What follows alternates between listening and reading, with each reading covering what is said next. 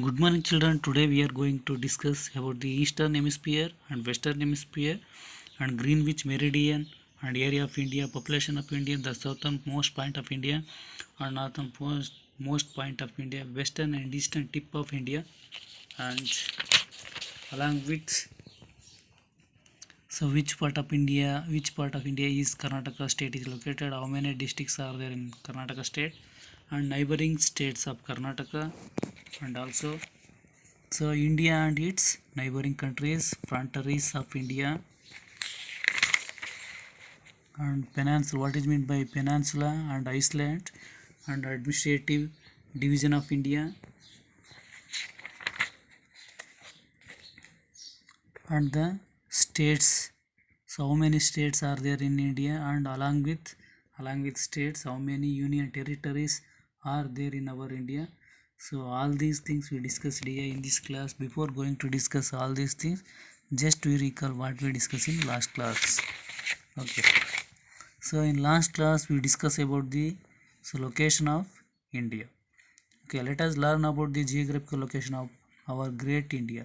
So if anybody asks for your home address, would you not give the name of your village, town, city, taluk, district, state and country? Okay. So also you give your post office pin code. Okay, in this manner you can find out in which part of the world India is located. Observe this map. So this is a map of Asia. Okay, in that our country is located in southern part. Okay, so this is our country India. Okay, so India is situated in the southern part of Asia. So which is the largest continent in the world? Asia is the largest continent in the world. So latitudinally India extends from 8 degree north to 37 degree north. So latitude and longitudinally it extends from 68 degree east to 97 degree east latitude.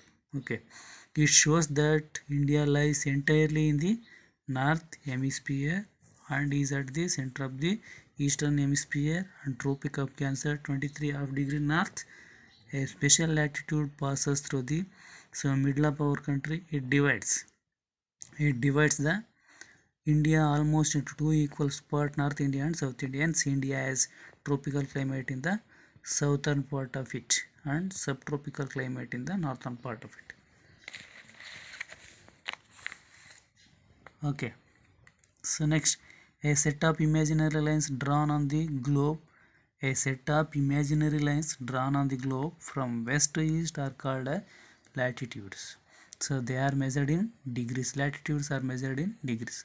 So there are 90 degree north and 90 degree south latitudes from the equator.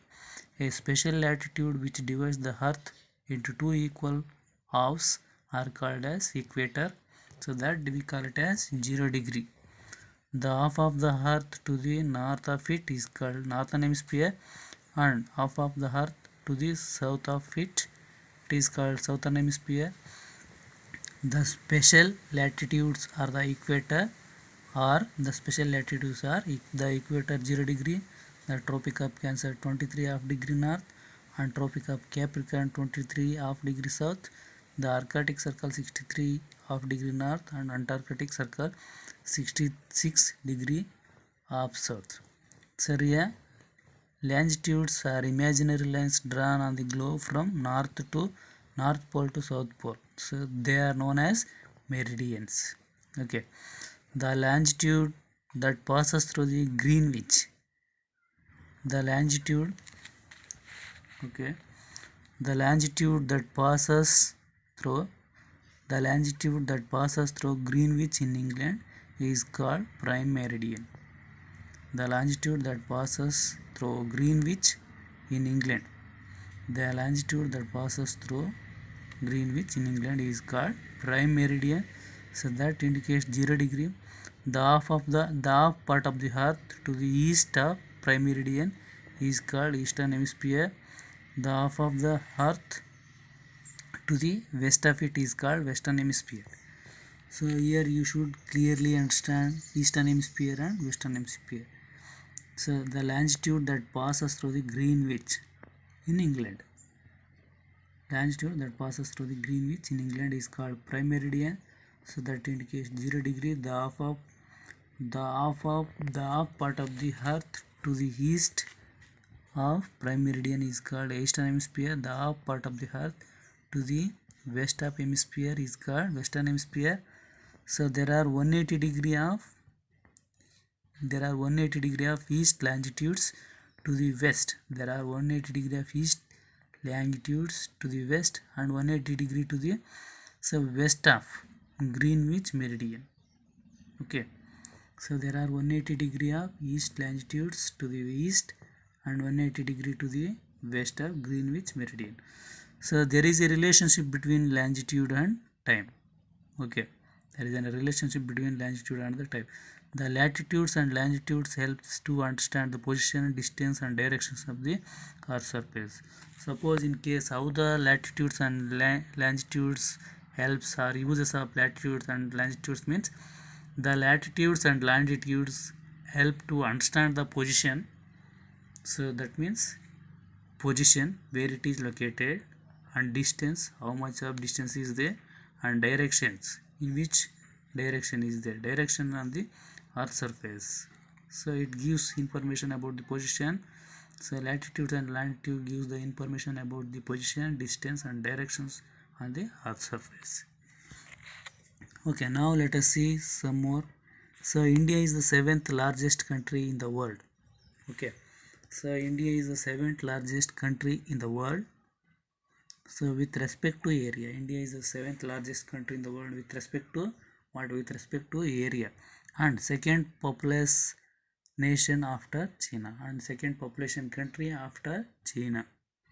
Okay, so India is the 7th largest country in the world with respect to area, and India is the second largest country with respect to population after China.